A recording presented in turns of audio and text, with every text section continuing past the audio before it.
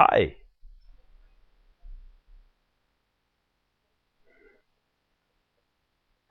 Oh, okay. I'm not alone here.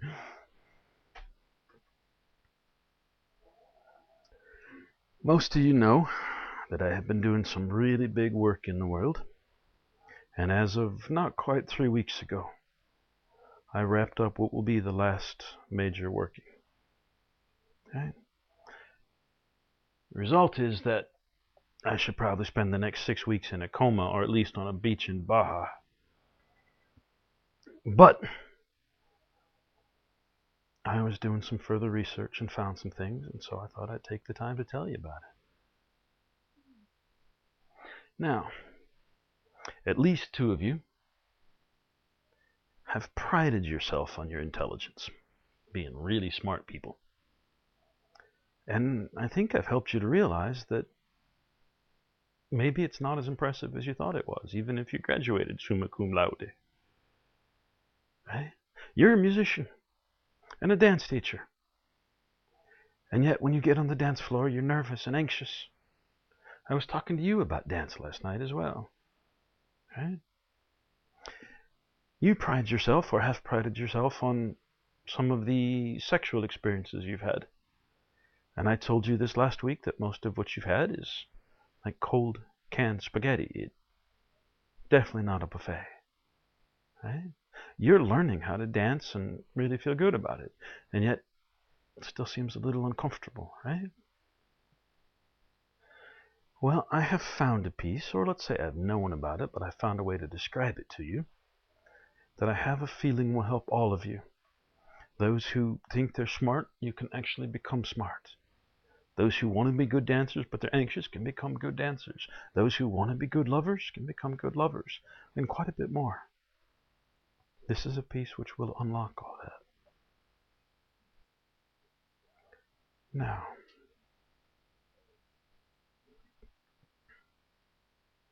I really need to do this appropriately.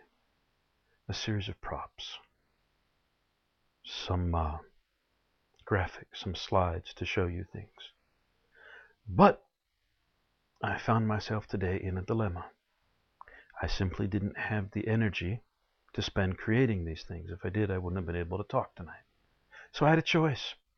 Wait a week, have all the props, and have this information not quite so fresh in my mind. Or do it without the props. So here we are. You get to make believe.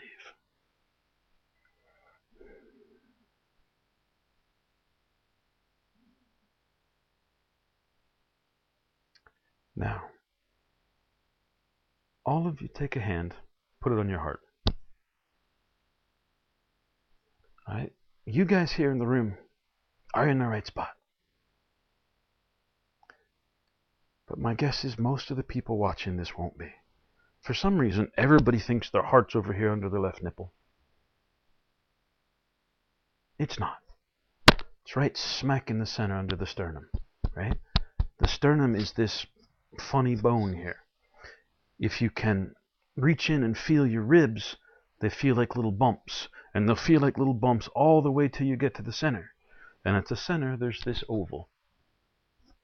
Right? The heart is under this oval.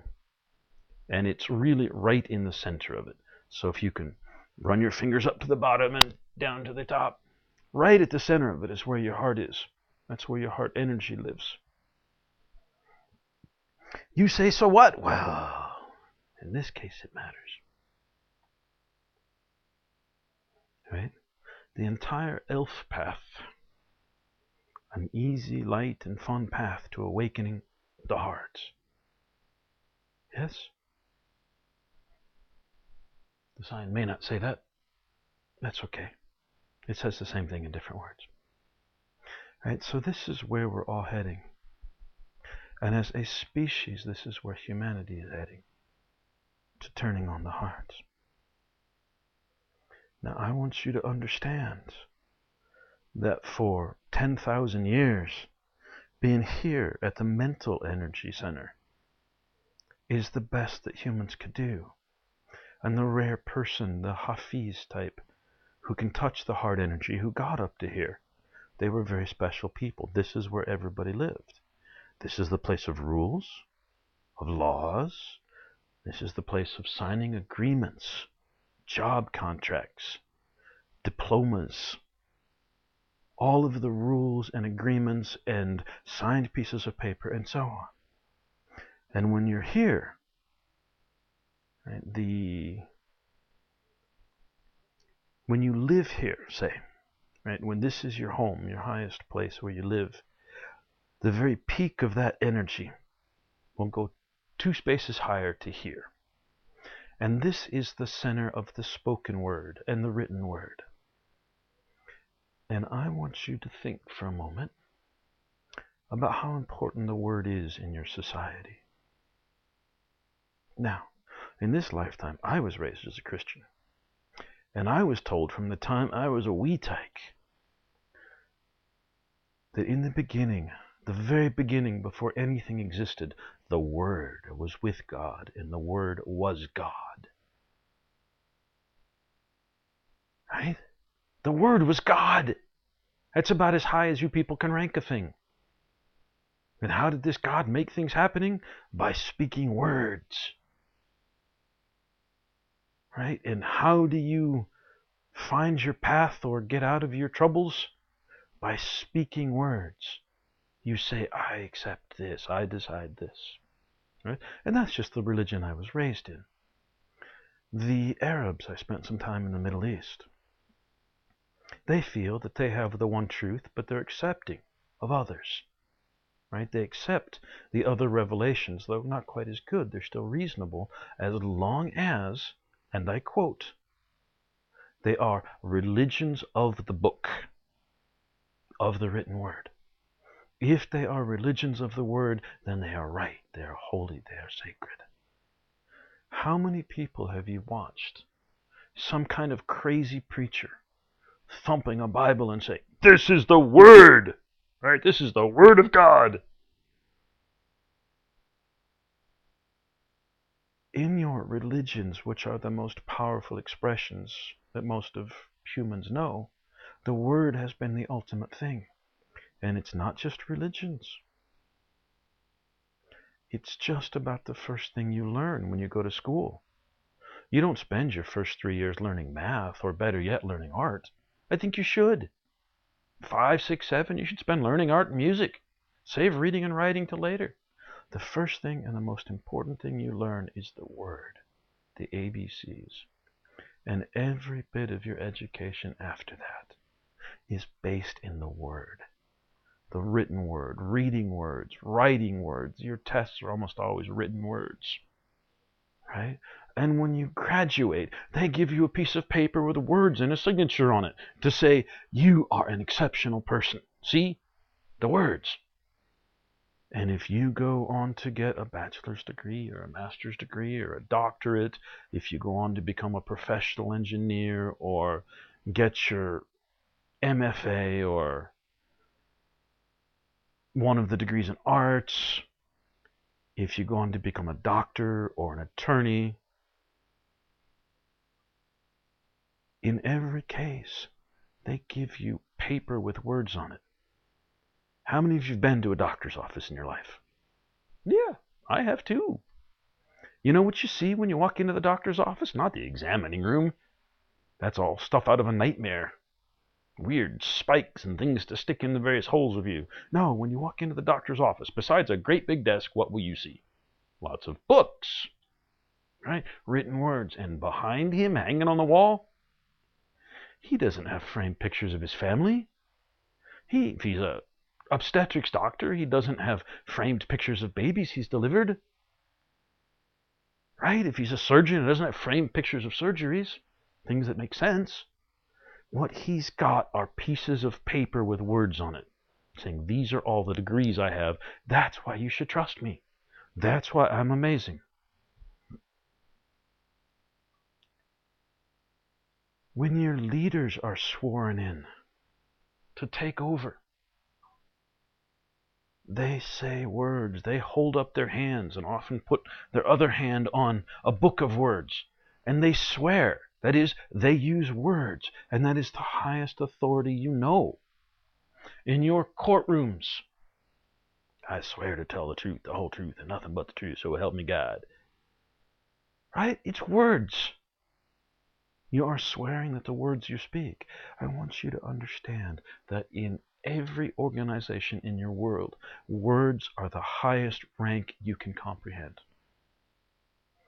Things in words are binding. They can come and take your house away. They can take your kids away from you. They can throw you in prison based on words. Words are sacred in your society. And that's because this is the center of words. And it's 2 steps above here, which is where people live. Why 2 steps? For another day. This is how it works. Right? Now your society is moving from here, to the heart. Right? And as they do, you're going to find that 2 steps up is here, the visual center. And increasingly people aren't going to care as much about words. They say, yeah, words great, but show me a picture. You've heard the phrase, a picture's worth 1,000 words. That's heresy in a society where the word is everything. But this is what you're moving to, a world where the word is sacred. But the picture is even more sacred. Right? As you move to here, a lot more stuff will be in words. There was a time during most of the time when the societies of the world were here, and the word was sacred, that very few people could read and write. You had to go find someone to read to you or to write a letter for you. Right? Now it's become not just ubiquitous, but I'll use the British meaning of the word common, which means even the most common people, the uneducated, the not special people, can all read and write. They have access to the word. How many of you in your lifetime have played a video game? A few of you, yeah? Now, can you imagine a video game where words come up on the screen and tell a story? You know, like the beginning of Star Wars, that triumphal music and the stars and those words scrolling off the screen.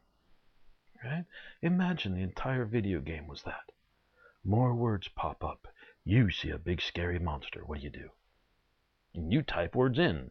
I try to sell it my slippers. It eats your slippers. Now what? Right?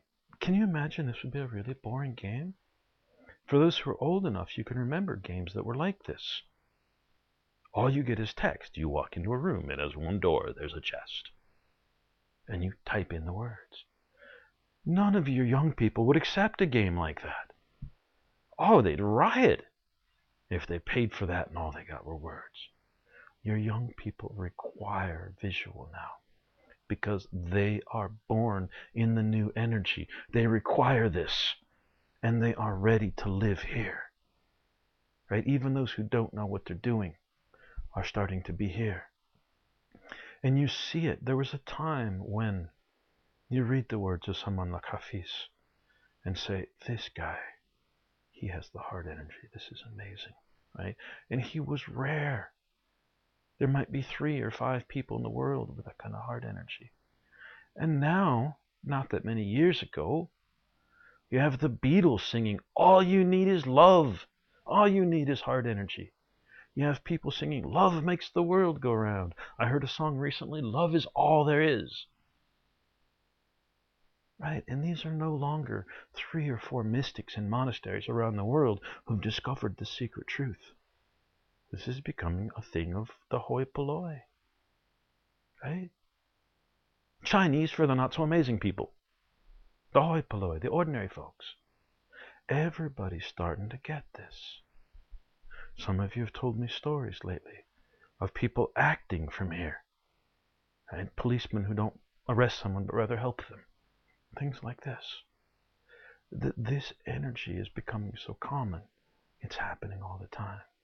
And all of you in Elf Path who have at least a green belt, this isn't just alive, it's starting to grow and become big and shiny.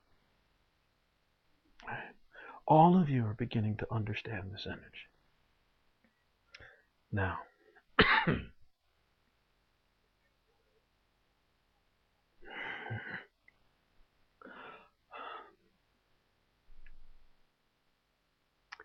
We have taught all of you the importance of the belly.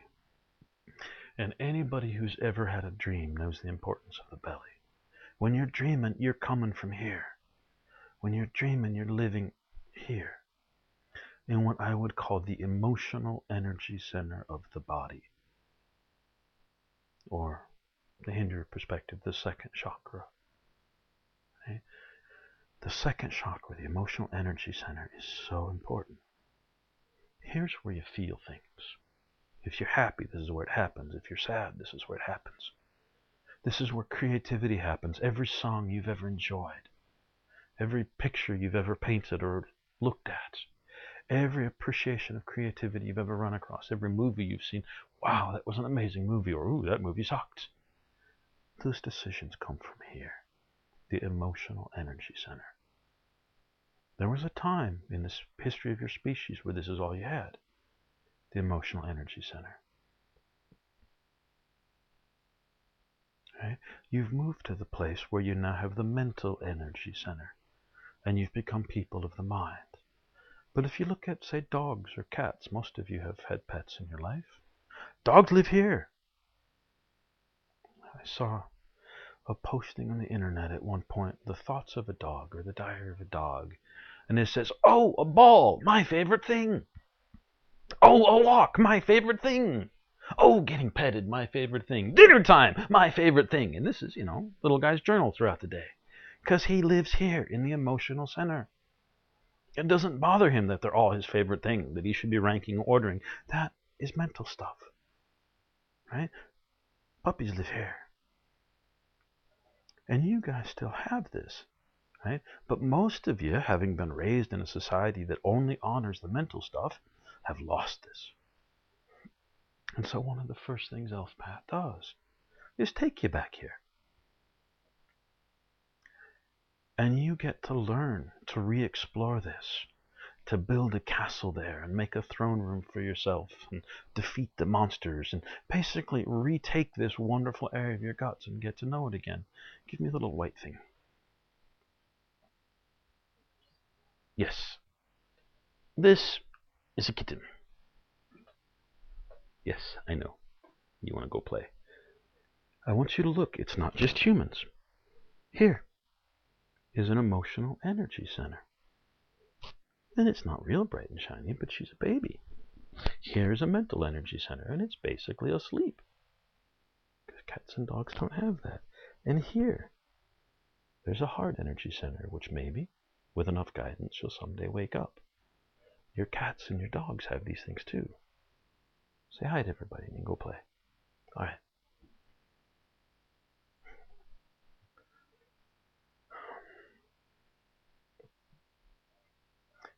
And so, you are becoming, those of you who are paying attention, more and more familiar with the hearts. And we have taught you, or your teachers have taught you, to become more and more familiar with the guts. Now, how many think you know everything there is to know about the guts? No? Nobody? I had one sort of maybe, but you're going to spend the rest of your life exploring this. This is like one of those open-ended role-playing games where you can always find new areas. There's always cool new stuff here. If you live 150 years, there still will be. You'll keep exploring. But the point is you are exploring it, and you're beginning to explore this. Even those who aren't part of Elf Path, they're beginning to make songs about the heart, and they're beginning to act from their lives from the heart, and they're beginning to object to companies that are heartless, to governments that are heartless. This is waking up in people. And so these two, they really matter. The emotional energy center and the heart energy center. Right? This one in between, though, how much do you know about it? Your mental energy center. Not so much, most of you. I want you to consider, if I were swimming underwater and I found a fish who could talk, and I said, hey, Mr. Fish.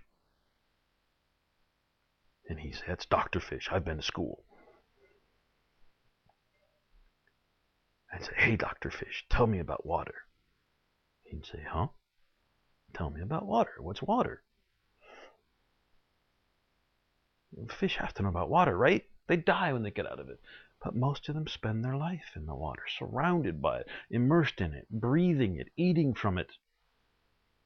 The water is where they live. It's so much a part of them, they don't think about it.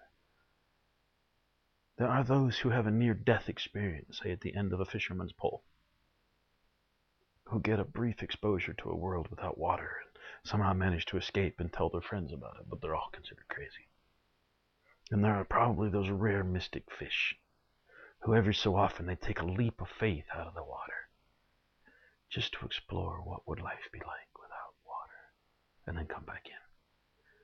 Right? The rare mystic fish may have some idea, but there are few of them. Fish, for the most part, don't know about water. And they may seem crazy to you, but they don't, because they live in it. I want you to understand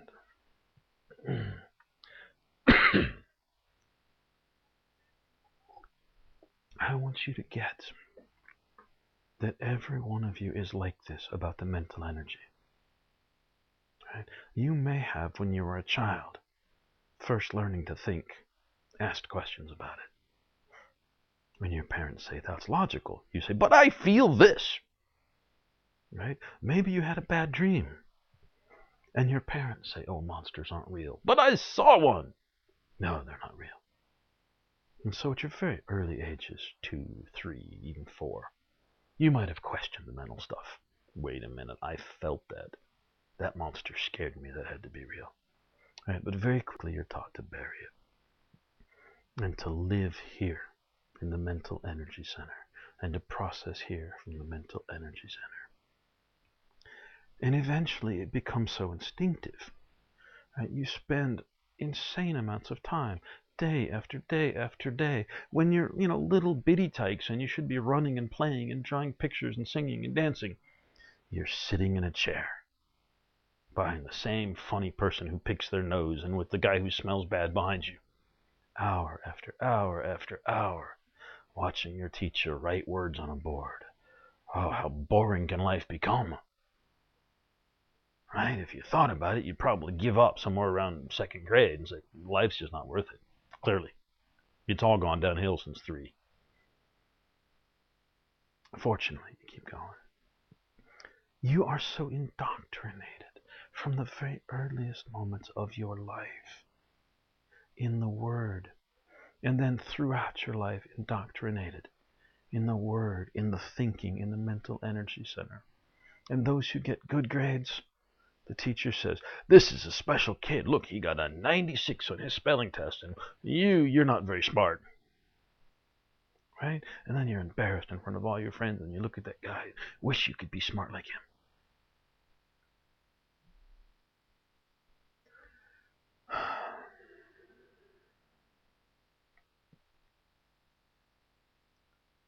And for those of you who've gone on to high school, to college, to university, some of you to graduate school or doctoral programs, some postdocs, some getting further degrees like your MD or your professional engineer or your JD in law.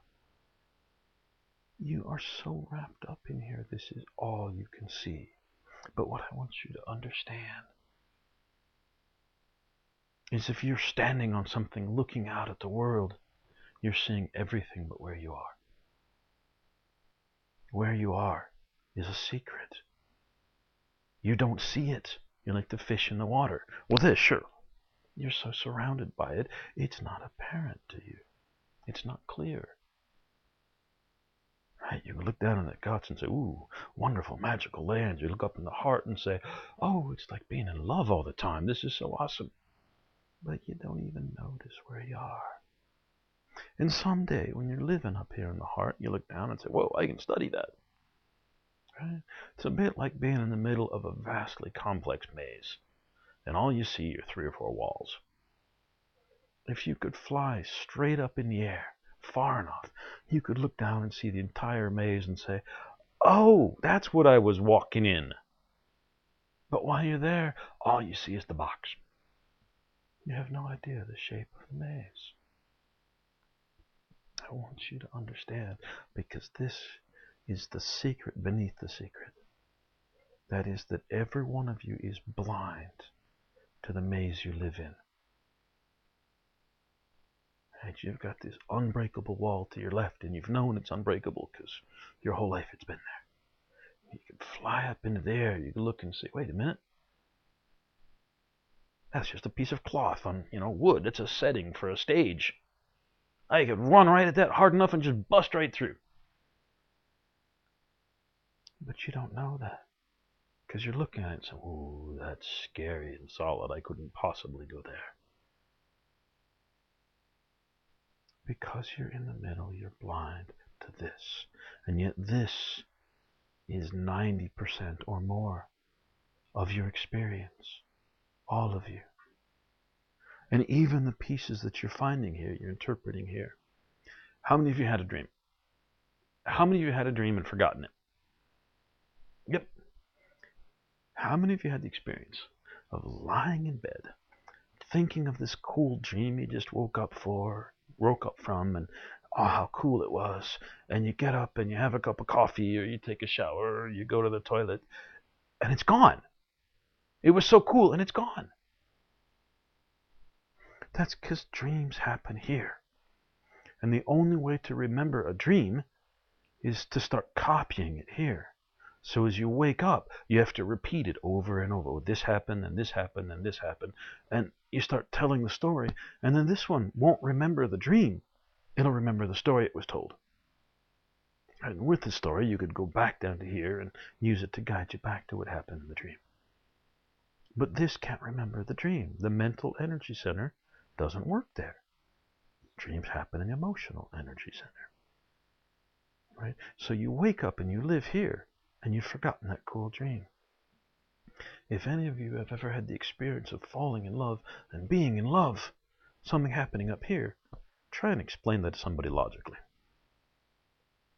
But the colors really are brighter, and everybody's so much kinder, and the whole world has this pink overlay. And try and explain that logically. Not going to happen, because that's processing happening here, not at the mental energy center. And you can't put it into words and share it with someone so they can feel it. You've heard probably most of you for your whole lives. You can tell someone about falling in love, but you have to fall in love to know what it feels like. You have to go through it. No matter how many romance novels you read, you have to go through it. Because that's processing happening here. Right? They're separate, they're different, they're unique. They happen separately. They're like little tiny different minds inside you. They're not actually separate minds completely, but they work kind of like that. This one can talk to this one with practice. This one can talk to this one with practice. But this one has dreams, and this one doesn't remember them. This one thinks brilliant thoughts. This one can't remember them. This one makes decisions. I decide I'm going to be strong in my dream tonight. You have a dream that night, you're a total wimp. Right? I decide I'm going to fly in my dreams tonight. You have a dream tonight, you don't get off the ground. Because the decision was made here. Right? They're separate. Now, when you get up far enough in this process, you will learn to connect them.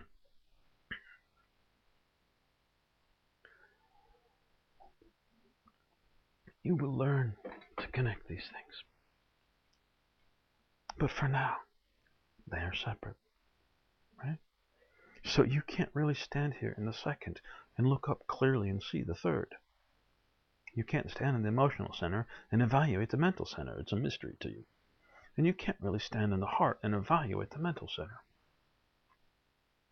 With time, you get them to communicate, and they can reflect each other back. Each becomes a mirror that the other sees itself in. But for now, you can't do it.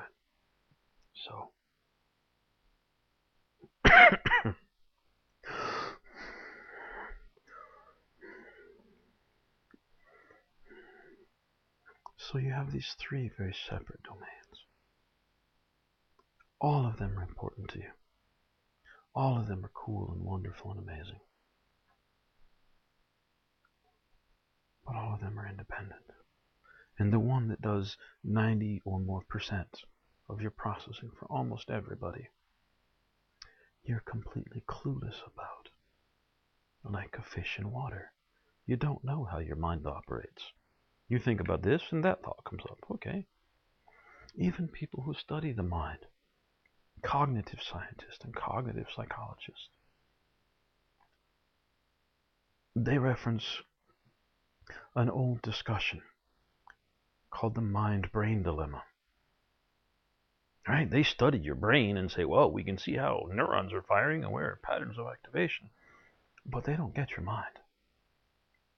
Nobody really gets the mind. It's a mystery to all your scientists, even your philosophers. Now, I want you to understand that some of your best philosophers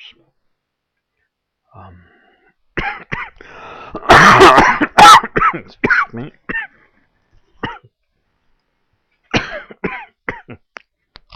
I am still recovering. Even your best philosophers. I was quoting a Frenchman recently. It might have been René Descartes, who says, Je pense donc je suis. And since French, though it's a pretty language, doesn't have any power. And it's just not scary. It's not intimidating. He said it in Latin, too. He said, Cogito ergo sum. He couldn't figure out his mind. He couldn't figure out who he was. He said, well, I think maybe everything I'm perceiving is an illusion. Right? How do I know it's real? I mean, I dream and I wake up and none of that's real. How do I know this is real? And he decided, in a little moment of insanity, that wait a minute, if I'm asking what's real, then I must be here to ask the question, therefore I'm real. Right? Because I'm thinking, I must exist. My thinking makes me real. He made a deity out of this. He said, this is the ultimate. I can think, and that proves that I am. And in fact, he says, this is so brilliant and astounding and obvious that no one, no matter what evidence they ever offer, could ever disprove this thing. In fact, he may be a philosopher, but he created a religion. He said, this thing is true, and no one can ever disprove it because I think it's true. And that's a little silly. You can be down here in the guts and feeling, and still be you. You can be up here in the heart, way beyond just thinking, and still be you. You can do lots of things and still be you. Right? But this idea, I think, therefore I am, cogito ergo sum, je pense donc je suis, is so fundamental to your science, to your religion, to your philosophy, to your laws, that you accept this as brilliantly and blindingly true.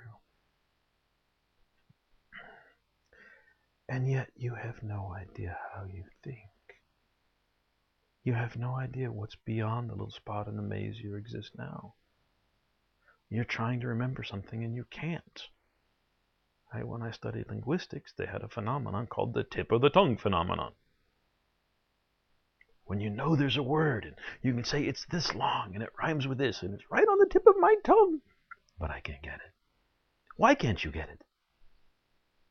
Nobody knows. It's just how the mind works. Your mind, and that is to say your mental processing, because mental processing for now is all centered right here, is a mystery to you. You're a fish in water. You're a lab rat in a maze with no idea what is on the other side of the wall. Right? Is it an electric shock or some tasty cheese? You have no idea. It's a mystery. And this mystery handicaps you. Now, for those of you who can do it, I want you to put your hand on your emotional center. Right? When you do this, your thumb should be in your belly button. If you don't have a belly button, you probably don't belong here. Right? Your thumb belongs in your belly button, and then underneath your hand, I'll use this one because it's not inked up, underneath the hand is where your emotional center is. Yeah? Get in that emotional center and feel for a moment. Just feel and breathe.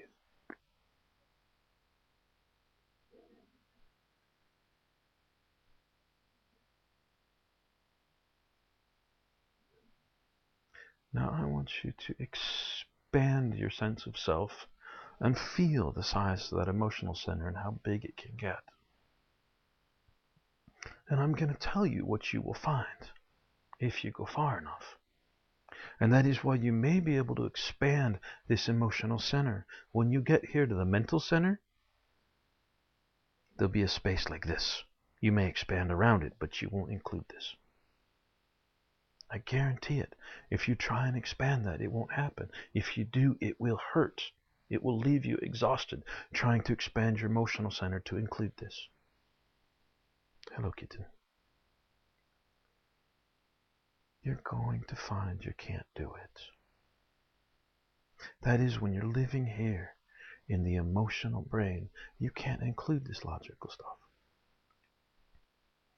Now, you can practice this more on your own, but I guarantee you'll find the same thing. I have looked at this, studied this, pinged this from an astounding number of angles.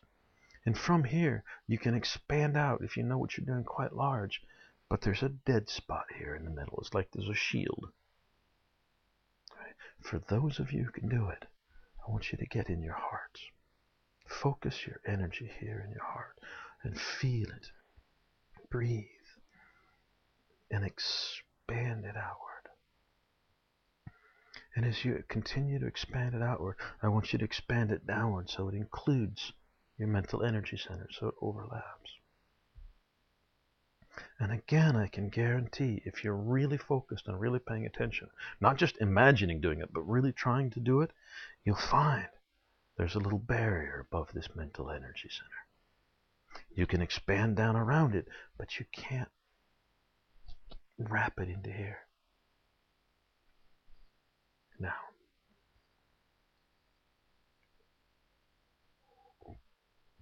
why is that? I may get to that. I may not.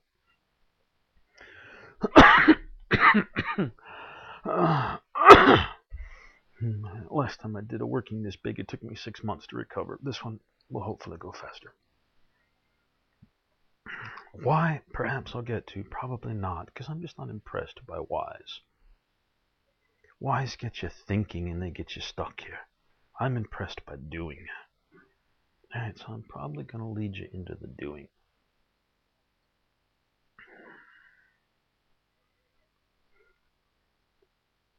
And if what I've said here isn't too esoteric for anybody so far, I'm talking about chakras and ooh, now's when I get a little strange.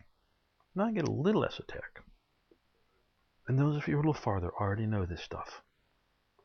Right here in your belly, this is the center of who you are. This is a processing center. This is a brain. Your belly is a brain. You think with your guts. You see this all the time in people. I just have a gut feeling. You watch television shows like Gibbs on NCIS. What does your gut say? Gibbs' gut is always right. This is a processing center. This is right here at the third, at the mental center. This is logic and rules. It doesn't think at all. Somebody says, how are you? You say, I'm fine, because that's the rule. You cross the street in a zebra crossing, because that's the rule. You drive on the right side of the road or the left side of the road, because that's the rule. This doesn't think at all. All it does is take in information, give out information, and run it through rules. This actually thinks. This is a brain. Right? And this one actually thinks. This is a brain. Those of you who are far enough have already found this to be true. Those who aren't, for now, you may have to take my word for it. That when you get further,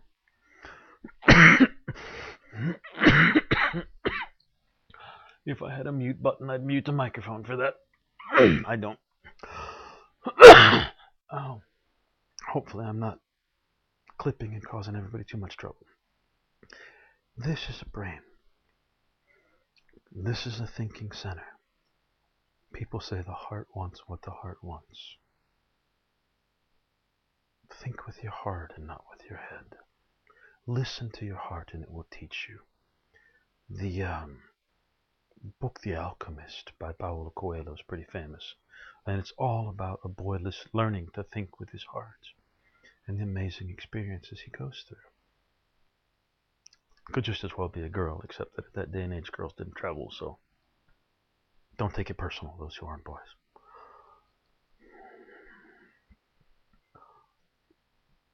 Your belly is a thinking center. Your heart is a thinking center. Your head is a thinking center. Here where you deal with words, this is just about input and output. This is about listening to words or speaking words. Here where the rules are, this is about taking in rules and, putting out rules. This is about structure. Here at the physical body, this is about taking in physical things, eating or touching or, warming next to a fire. And it's about putting out physical things. Grabbing and touching and feeling and pushing and moving and levering and whatever else you might do. You have 3 brains here. Your emotional brain, your heart brain, and your seeing brain. And in time, many of you will learn to operate all 3. Right? Now, your emotional brain is not your emotional center. I know I said both, but I want you to understand they're different. Do this with the thumb, put the thumb in the button. This is your emotional center. Right? But your emotional brain also includes the little filtering nodes that bring in energy, and the output nodes here that govern communication. Right? And this. Your emotional brain, your first mind, includes the thinking center. It wraps them all. Yes? And your heart mind includes the thinking center. The 2 overlap. Right? Like the Vesica Pisces, which most of you know as the Visa card symbol. The 2 overlapping circles. You have the heart mind, which includes this, and the emotional mind, which includes this. Both of those brains, both of those minds, should be able to access this, and they can't. And the why, I'm again not going to give you lots of details about. It has to do with the way you're educated and the way you're trained. You were continually told in childhood, that's just your imagination. No, think about it. Be logical. Stop fussing. Things like that. And so this, you're taught from childhood to build a wall against that. And while you're doing so, you build a little fortress, a little tower around the whole thing. And that keeps this mind from being able to reach this. Why does that matter? Well, logically, what happens if I take and tie something around my hand so tight that blood won't circulate? It's going to turn purple. And then it's going to turn black. And it's really going to hurt. And then it's going to start to die. Rot, gangrene's going to set in. And then I better go see a doctor and have it cut off really fast, because otherwise gangrene's going to come here and eat me and I'm going to die. If you take a part of you and cut it off, it's very, very bad for you. So logically, taking this piece and building a wall around it is very, very bad for you. And it's like taking your kidneys, building walls around them so that nothing can come in or out. Well, you may still have functional kidneys, but you're going to spend the rest of your life on dialysis. Or you're going to die very quickly. In order for your system to function, the parts have to be connected. And yet you've been taught to build a wall around this. All right, so that's the logical. The interesting part, since logic's really pretty boring stuff, I don't recommend it as a habit. Logic, it's kind of like masturbation. If you enjoy it, do it once in a while. Maybe alone or with a close friend, but don't make it a full-time occupation.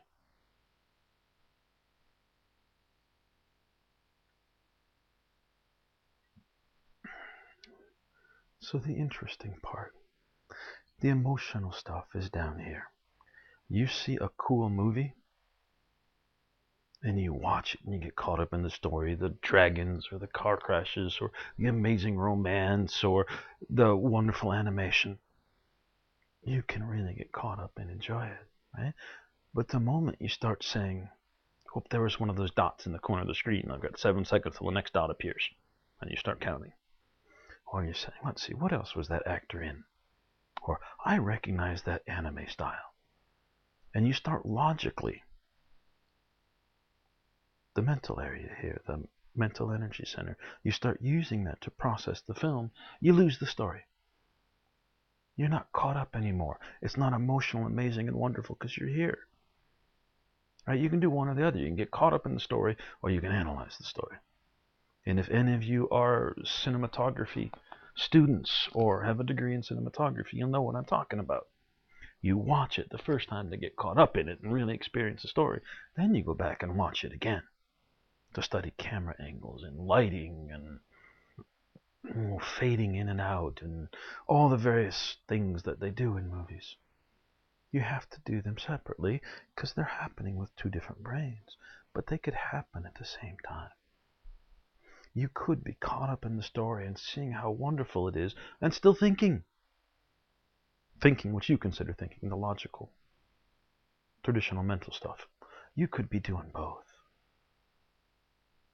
Now, one of you was here dancing last night, and I told you.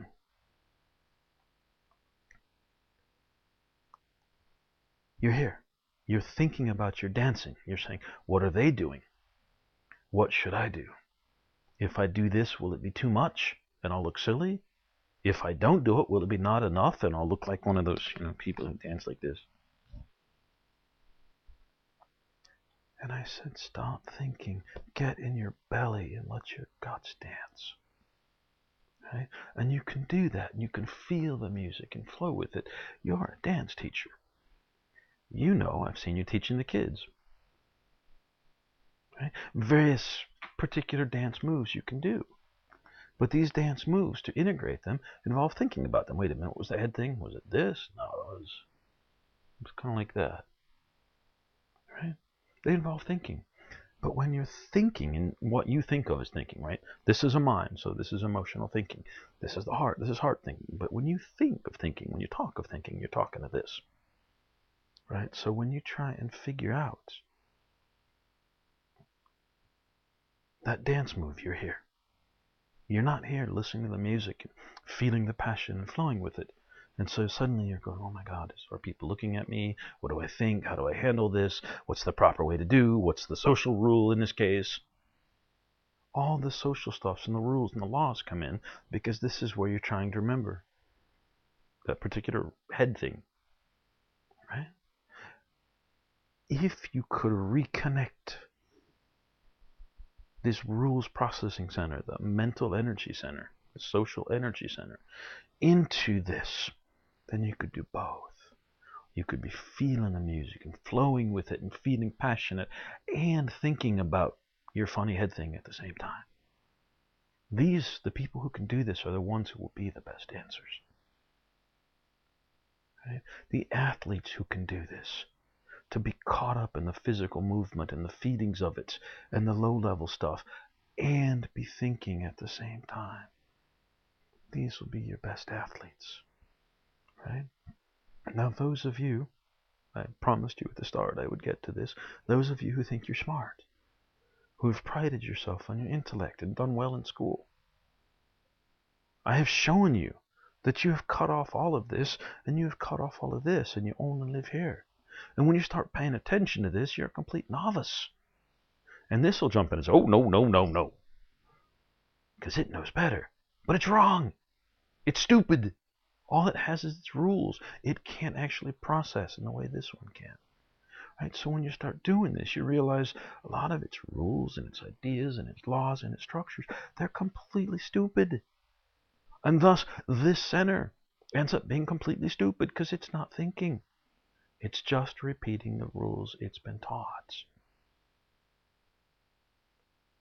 So for those of you who are thinkers, well, let me step slightly to the side and show you a couple of examples. The scientist who discovered the shape of the benzene ring, bunch of carbon and hydrogen atoms in the chain, and people were struggling for a long time to figure out, how can this molecule possibly work? I don't get it. It doesn't work. And they fought and fussed and struggled and argued and wrote papers and did research. This particular scientist meditated. He would sit in front of his fire at night and put himself into a state where he could touch his belly, his emotional mind. Right? He could reach down into it.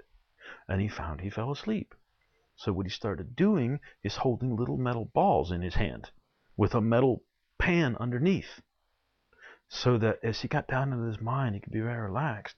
But the moment he fell asleep, his fingers would weaken and clang, clang, clang, clang. Right? And he'd pick up his little metal balls and do it again. This is good advice for life. When you screw up, grab your balls and try again. But see, it was in this process, and he'd done this for years, building up this ability to access the emotional mind, the deep intelligence, with this annoying, loud discipline process that his wife probably hated. Right? He did this every night and built up the ability to access this mind. And it was when he was meditating, he said, "Oh, how does this benzene ring work?" And he was seeing it, and it became a snake and bit its own tail. And in that instant, he realized, wait a minute, if I took these C's and H's and made them into a ring just like this, it would all work. And he published a famous paper. He's still celebrated to this day. I don't know his name, but I rarely know names. If you're not a famous mystic, I probably don't know your name.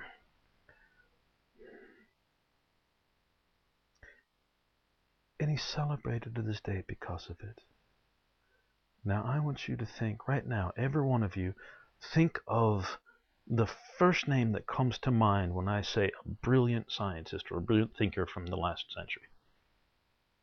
How many of you thought of Albert Einstein? 100%! Whoa! What a surprise! Albert Einstein meditated. He helped himself find this. He actually wasn't very good at this stuff. He wasn't good at math. He had all kinds of trouble at school. He wouldn't follow the rules, wouldn't do what he's told, wouldn't learn and listen. He wasn't good at the social center, at what you guys think of as thinking, so which I call the mental center. He wasn't good at it.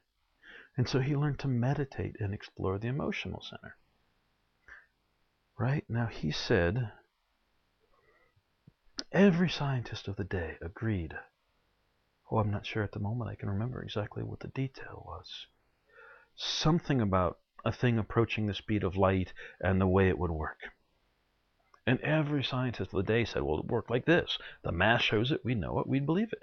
And Einstein, this little guy who barely got his degree and was a lousy communicator and had no idea about hair care, he was a nobody. He didn't even go to any famous schools or have any big papers he could hang up on his walls. In fact, at the time he got started, he was working as a clerk in an office. He was a secretary. And he said all the scientists are wrong. All of them. Every scientist knows what is wrong and I'm right. And that would seem really arrogant if it hadn't been true. He was right and they're all wrong. And do you know, does anybody know what answer he gave when they said, how did you know that this was wrong when everybody said it was right? Anybody? He said it feels wrong. He said, I don't feel that. That feels wrong. He was working from this processing center. He said, all of you may say this, but I don't feel it, so I'm not buying it. That's pretty astounding out of a scientist. I mean, how many of you who've studied science at all can imagine taking an exam and your professor has an answer or your teacher has an answer that they expect you to answer and you write down a different answer and you put a little note on there. I'm not putting the answer you want because it doesn't feel right. How many think your professor would, give you a good grade for that? I'm not seeing any yeses. Science people don't respect feeling. In fact, they often despise or criticize it, push it aside and say, ignore it. But all of your greatest scientists were mystics. All of your greatest scientists meditated. All of your greatest scientists accessed the emotional mind. All of them in the last century. All of the really great ones. access the emotional mind, and that's why they were great. Now, just as I told you, I can make you an amazing dancer with this. I can actually make you smart with this. Not I think I'm smart and I got good grades on my this or that test, but actually make you smart. High fly.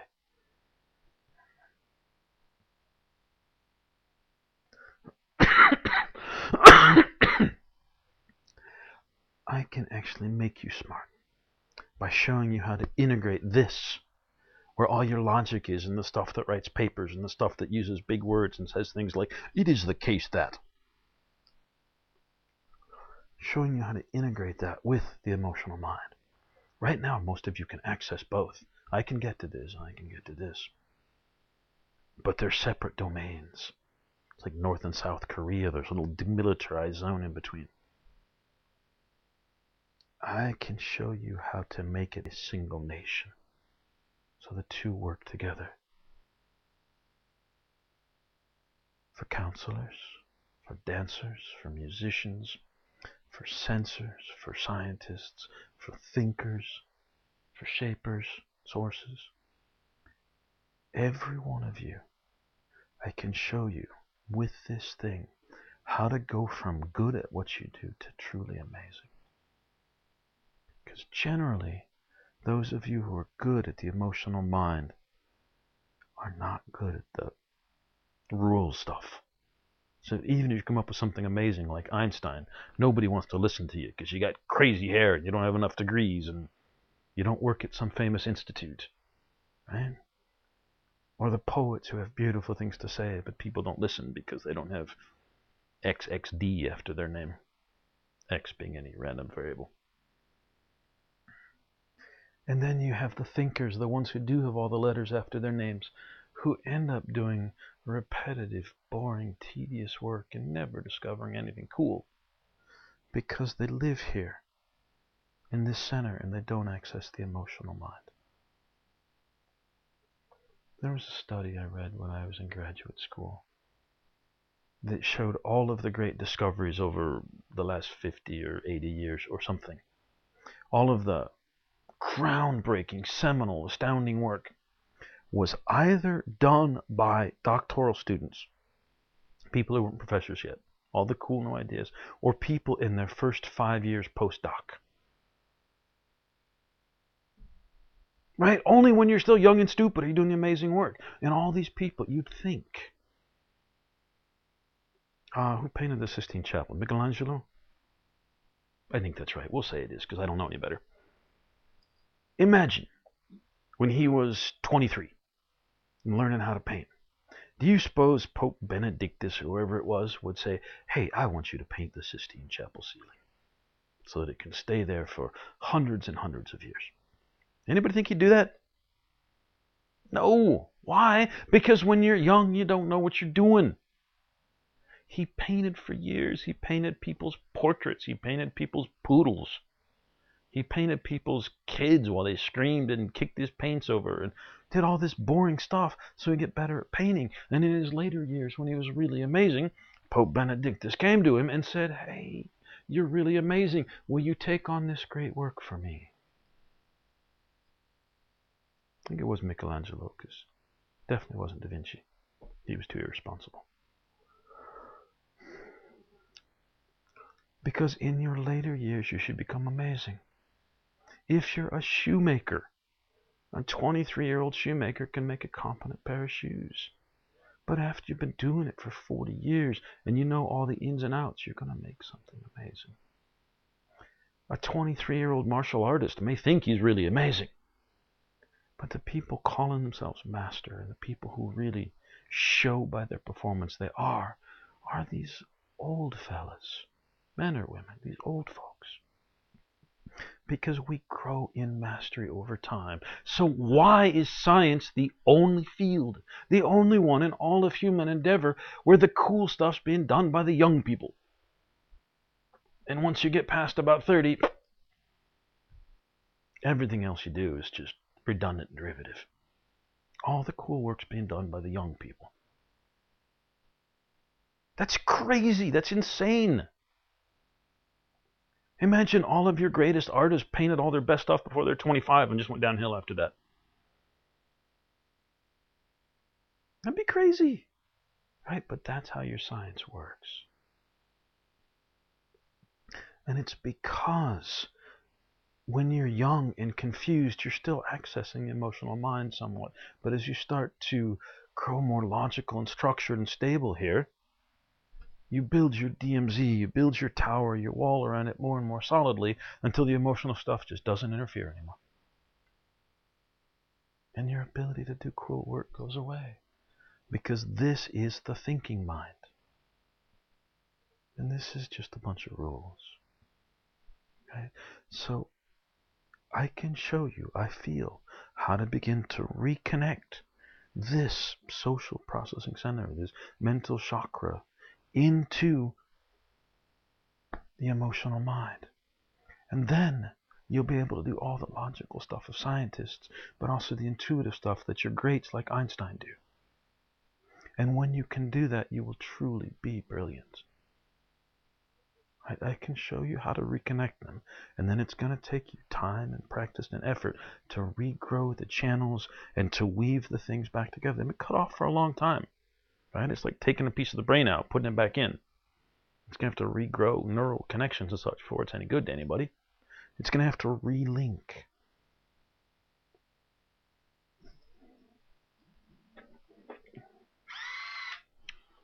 I have a sleeping student.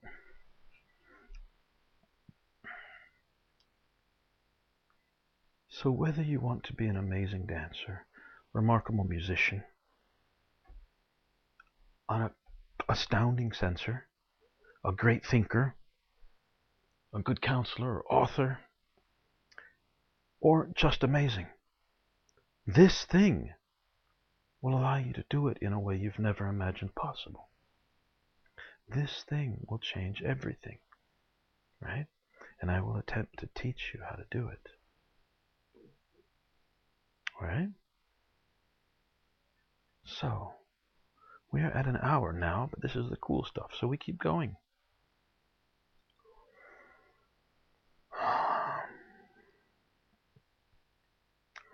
The how is fairly simple, as in not complicated, but it's not easy.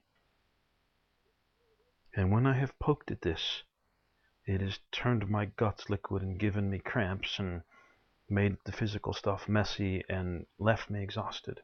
And I imagine that it will for you when you start playing with this stuff, cause some difficulty and leave you tired and exhausted.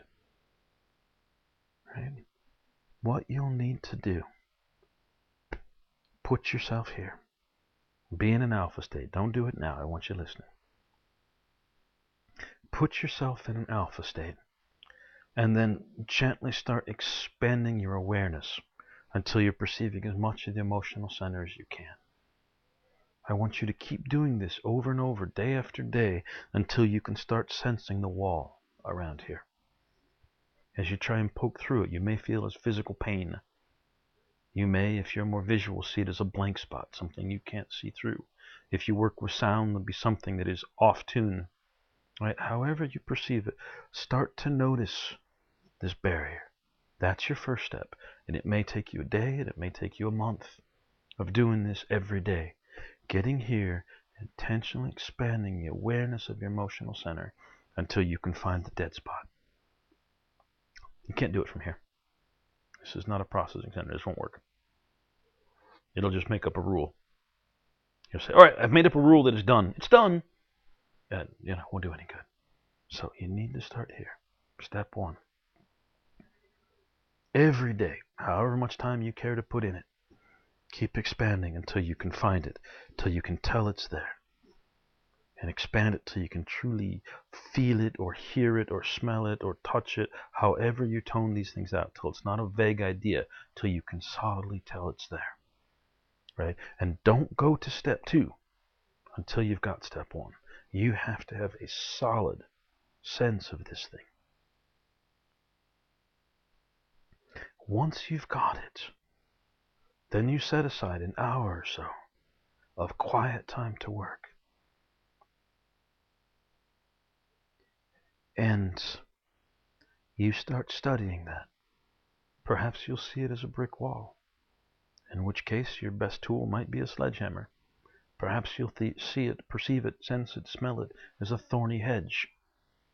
Your best tool might be a chainsaw or a big sharp sword. Perhaps you'll see it as a big pile of mud, in which case a water hose would be the best thing you do to just wash it away. Once you can perceive it clearly, you'll understand the type of barrier you've been building, and you'll be able to tell what kind of thing will work. And just as when you do the inner work here in your guts, you start here and you imagine a thing or sense a thing or focus on a thing, you will actually find real things in your guts that will really change your life. All of you who are past yellow belt know this. You will really begin to sense this. When you begin to sense it, you can start to tear it down, to go through it. Right?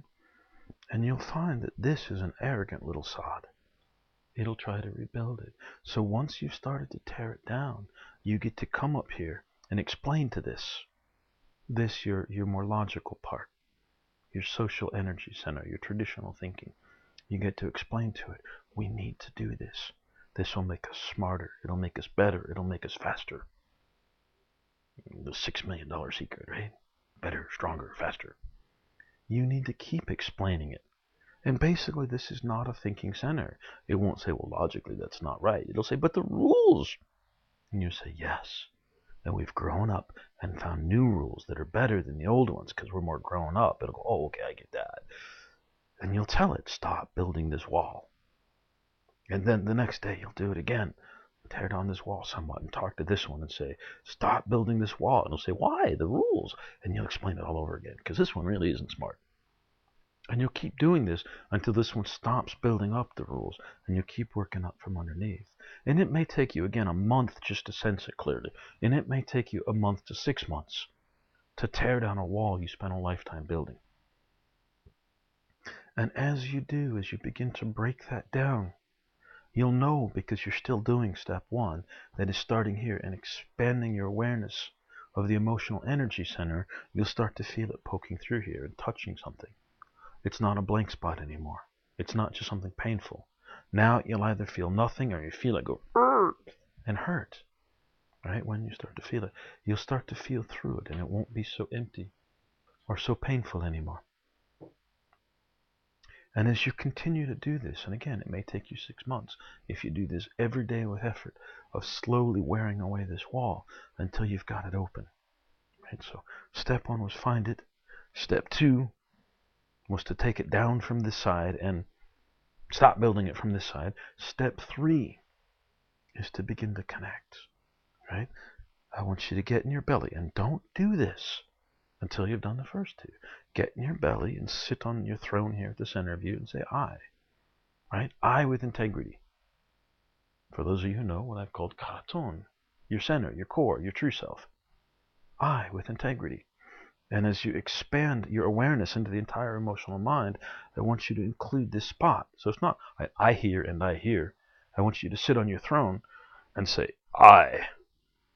So that basically you're claiming that area. Your little guy on the throne saying, that isn't an independent kingdom anymore. That's just one of my vassals. That's all part of I. I claim that as mine. And so, you've clearly perceived the barrier. You've spent some time tearing it down. As it begins to come down, you continue to repeat step 2, and you start working on step 3, which is expanding up into it and claiming it. And eventually this will get to a place where it quits arguing. I'm not you. This is me. You're just an annoying kid thing. It'll start saying, I am just part of I. And it'll begin to integrate. When you've done that, you've got most of the important or the difficult work done. From there, it may take you a year or 2 years or 3 years. This part's unclear to me, what the human process is going to be, to really reweave the links and the connections so they're passing information back and forth. But you'll know it's happening when you find yourself watching a movie and seeing the beauty and caught up in the emotion, and you're also thinking, wow, that's a really interesting, shot from that angle, and I can see why they use that crossfade, but you're still caught up in the story. Or when you're dancing and you're feeling and you're flipping around, sweat flying, and everybody's going, who's that superhero on the dance floor? Oh, right? And at the same time, you think, yeah, I can feel it. It's awesome. And logically, this step would be good. And I know I should mix that in. And when you start mixing the two, or if you're a musician, when you're truly caught up in the creative flow and you're just letting your fingers do what they want on whatever instruments you play, but you're also logically thinking, wait a minute, a shift into a G sharp scale would be awesome right now. And from the thinking side, when you're sitting here logically thinking, right, this proves that, you're doing mathematics or writing the rules or whatever, and you find your intuitive mind is speaking to you and saying, yes, that's an x, but wait a minute, you missed the x squared, right? Now, some of you have approximated this because you've learned to use both. You can do a thing logically, and this mind will speak, but what you'll find is you're really functioning from here. I write this paper and I do it intuitively. Most of it's happening from here. You'll find, for those of you who know how, if you consciously shift into a beta state, you won't be able to access the emotional stuff or the dreams and so on. If you consciously shift in an alpha state, you won't be able to look at a clock and read what time it is, or you'll have trouble reading text on a page. Right? When you start linking this, you'll feel it, because in whatever domain you're in, you'll start noticing they're both working together. Right? So again, probably take you at least a month. Some of you may be faster, but to really sense it clearly. And then it may take 6 months of slowly tearing down the wall. I have Pink Floyd going in my head. And then it could take you a year to 3 or 4 years to rebuild the connections, because basically you've got to relearn to think. Imagine you've only ever had one leg and you walk with crutches, right? And suddenly you have 2 legs. It's not like you'll magically know how to walk. Now, what do I do with this thing hanging here? I don't want to do that. You have to learn how to walk. And you have to go through physical therapy and relearn what it is to balance and how to stand on 2 legs without crutches. That'll be true here as well. You're going to have to relearn to function from these two. So this overall process may take you as much as 5 years if you're working on it every day. But you'll see results almost immediately. Almost immediately.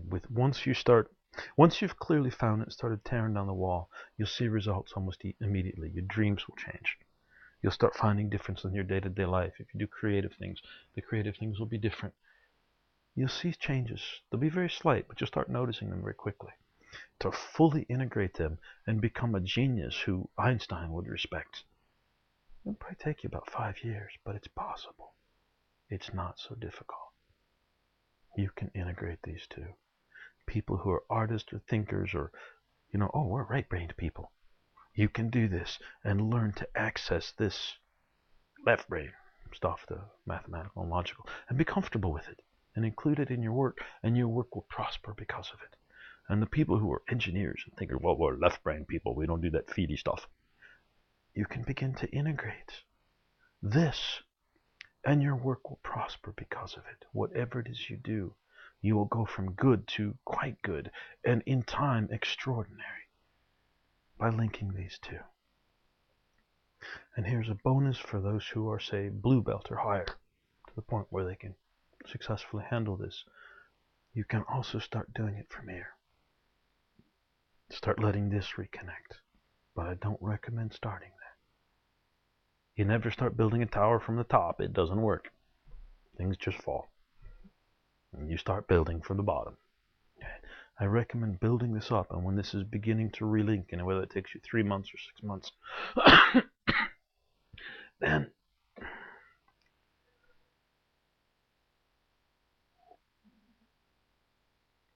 then when this is beginning to relink, then start working from here. What you'll find is that it's already starting to happen spontaneously. That the heart will be reconnecting as this wall comes down. But then you start reconnecting on purpose. And there will come a time, though it's probably at the C level or the master level for most of you, when you will be able to weave the first mind entire and the second mind entire into a single mind and function as a single sort of super intelligent individual, that so much more will make sense and you'll be so creative and so remarkable. Right? But leave that for the future. For now, start with step 1. Spend some intentional effort and definite time every day just sensing if you can perceive it, and go from there.